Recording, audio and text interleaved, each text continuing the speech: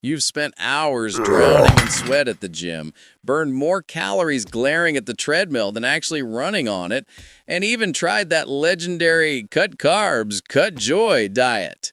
Yet somehow your weight stays exactly where it wants to be, like a stubborn cat refusing to get off your lap. It's not your fault. Your body simply doesn't care about your summer goals. It just wants to keep you alive, no matter how cute that outfit you bought on sale was.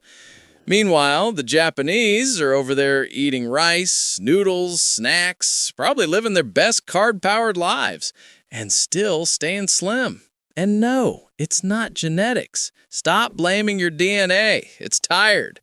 The truth is, the Japanese don't diet harder, they live smarter. And today, you're about to learn 9 habits so simple, you'll be annoyed you didn't start them sooner. Habit number 1. In Japan, kids aren't raised on mystery nuggets and sugar-loaded chocolate milk. Their school lunches are designed by actual nutritionists. Yes, real humans with degrees, not corporations trying to meet a quarterly profit target. Every day, children eat fresh meals with vegetables, rice, fish, and flavors that actually come from food, not from a factory lab. Over time, this becomes their default taste. Normal to them isn't neon orange cheese dust or chicken that suspiciously tastes like the packaging it came in. Meanwhile, many Western kids grow up thinking vegetables are punishment and dessert is a basic human right. If your taste buds were trained from age 6 to expect sugar every 3 hours, of course adulthood becomes a battle between you and the snack aisle. But here's the liberating part. Taste is a habit, not destiny. Your tongue isn't a fixed personality trait. Replace just one processed item a week with something fresh, and your brain starts relearning what real food tastes like. Slowly, cravings shift. Your body isn't begging you for carrot cake anymore. It's finally happy with the carrot. The second habit. Japan has convenience stores everywhere, 15 times more per capita than the US. But here's the twist. Their fast food isn't a greasy confession disguised as a meal. It's salmon rice bowls, tofu, miso soup, seaweed salads, things that sound like a wellness influencer's grocery list but cost less than your iced coffee. Convenience in Japan still looks like actual food. Meanwhile, in many places, convenience means a burger the size of your face, a soda that could hydrate a small village, and fries that somehow stay crunchy for 4 hours, which should honestly scare everyone. We love to say we don't have time to eat healthy, but then keep our kitchen stocked like a fast food starter pack. That's not a schedule problem. That's interior design gone wrong. Psychology calls it environmental design. You don't rise to the level of your motivation, you fall to the level of what's within arm's reach. Japan simply made good choices the default options. You want to eat better? Don't battle your cravings like a gladiator. Just swap what surrounds you. Fix the environment, and the willpower situation magically becomes less dramatic. The third habit. In Japan, there's a simple philosophy. Stop eating when you're about 80% full. Not rolling on the floor, not undoing your pants button, not lie down and reconsider your life choices full, just comfortably satisfied. It's called hara hachi bu, and it works because your stomach isn't a storage warehouse, it's more like a guest room. It appreciates space. Meals come in smaller plates with several little dishes, giving your brain the illusion that you're getting a grand feast when in reality, you're just eating like a reasonable human being. Compare that to the supersized culture where finishing a bucket of soda is treated like a personal achievement. No wonder hunger feels confusing. Psychologists call it unit bias. Your brain decides it's done when the plate is empty, not when your body is actually full. So when your plate looks like a mild suggestion instead of a construction project, you naturally eat less without feeling deprived. Smaller plates, smaller portions, fewer calories, and absolutely zero unnecessary drama.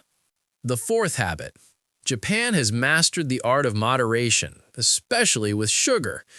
Their desserts are tiny, beautiful, thoughtful, almost like edible compliments. You enjoy them, you smile, and you move on with your day.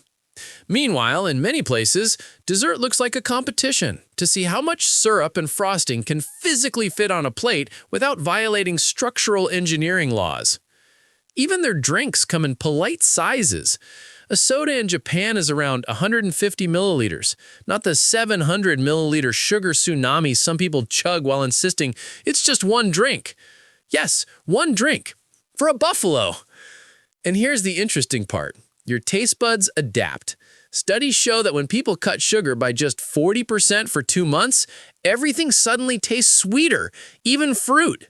That means your cravings aren't a personality trait. They're just habits you've trained into existence.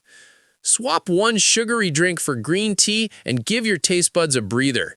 Your future self with normal glucose levels will thank you. The fifth habit. In Japan, most people eat 3 proper meals at consistent times. Breakfast before 9, lunch by early afternoon, and dinner well before the clock whispers midnight cravings. This rhythm keeps their hunger hormones in check, like a well-trained orchestra instead of a chaotic drum circle. But in many places, eating schedules look more like emotional weather patterns. Breakfast? Only if you woke up in time, which you didn't. Lunch? Maybe. Dinner? Possibly at 10 p.m. while doom scrolling. And snacks? Whenever stress, boredom, happiness, sadness, or the simple passage of time occurs.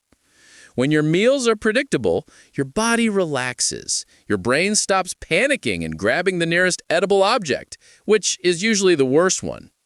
Structure makes discipline easier, and consistency quiets cravings. Start eating on a schedule, and suddenly you're not raiding the fridge like a raccoon with unresolved trauma. The sixth habit. Japan isn't a nation of gym addicts. In fact, only a tiny percentage of people even have gym memberships. But what they do have is movement woven naturally into daily life. They walk to the train. They bike to work.